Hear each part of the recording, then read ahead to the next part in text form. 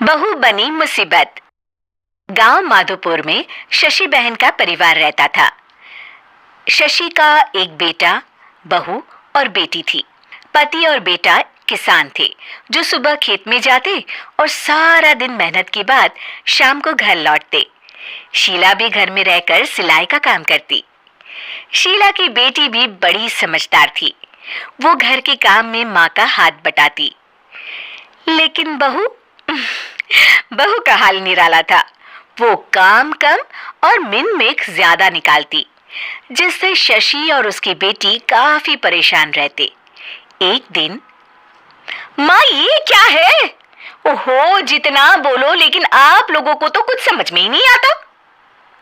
भाभी क्या हुआ? और माँ अभी सिलाई कर रही हैं, उन्हें बार बार मत उठाइए।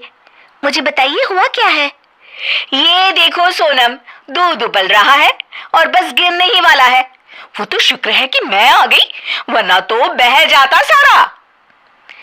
अरे पर मैं तो अभी देखकर गई थी और गैस भी धीमी थी। हमेशा दूध सामने खड़े होकर ही उबाल दिलवानी चाहिए, ठीक है ना? सोनम को मेघा की बात पर गुस्सा आ जाता है, लेकिन क्लेश ना हो ये सोचकर वो चुपचाप वहां से चली जाती है और सोचती है कि वो कैसे मेघा को सबक सिखाए। एक दिन मेघा ने कहा, सोनम, अरे ओ सोनम, कहाँ हो? ऐसा कैसे कर सकती हो तुम? क्या हुआ भाभी? जब देखो परेशान सी घूमती हो। खुश रहा करो भाभी, इससे ना स्किन ग्लो करती है।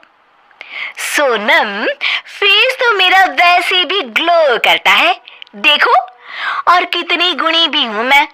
तुम्हें तो शादी करके दूसरे घर जाना है।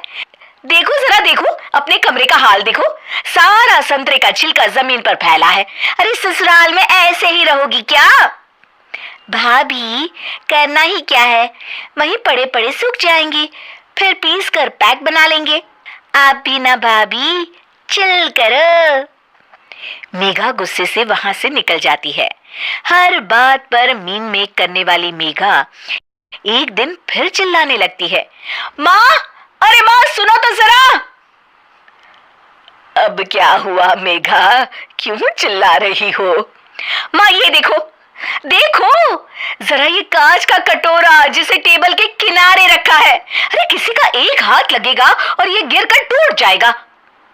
तभी मेघा के कमरे से कुछ गिरने की आवाज आती है। वो भागकर कमरे में जाती है, जहां उसके पीछे शशि भी आ जाती है। मेघा के कमरे में उसका शीशा गिर जाता है। लगता है बहू, तुमने अपना शीशा कोने में रखा होगा, तभी गिर गया। जरा दूसरों को सीख देने से पहले खुद भी अमल कर लिया करो। वहीं कमरे में पर्दे के पीछे छिपी सोनम हंस रही होती है।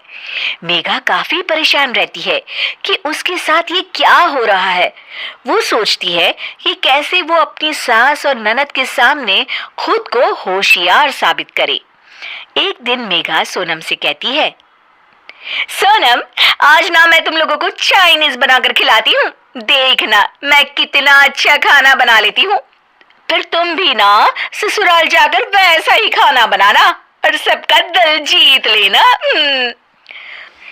मेघा किचन में जाती है। घर पर आज सभी मौजूद हैं, तो वो लोग भी मेघा के हाथ के खाने का इंतजार करते हैं। किचन में मेघा ढेर सारा चाउमीन बनाती है और हर किसी की प्लेट में डालकर सबको दे देती है। अचानक उसका पति हिमांशु बोल उठता है, थू, थू, क्या है ये, कितना गंदा बना है, छी। मेघा की शक्ल रोनी सी हो जाती है कि तभी सोनम बोल पड़ती है, ओहो भाभी, ये क्या बनाया है? ऐसा बनाऊंगी मैं ससुराल में जाकर, तो वो लोग तो पक्का मुझे भगा देंगे ऐसा खाना खाकर। पूरा घर हंसने लगता है। तभी मेघा की सास कहती है, कोई बात नहीं बहू, कभी कभी ऐसा हो जाता है, पर हाँ, दूसरों को सीख देने से पहले खुद का सही होना सबसे ज्यादा जरूरी होता है।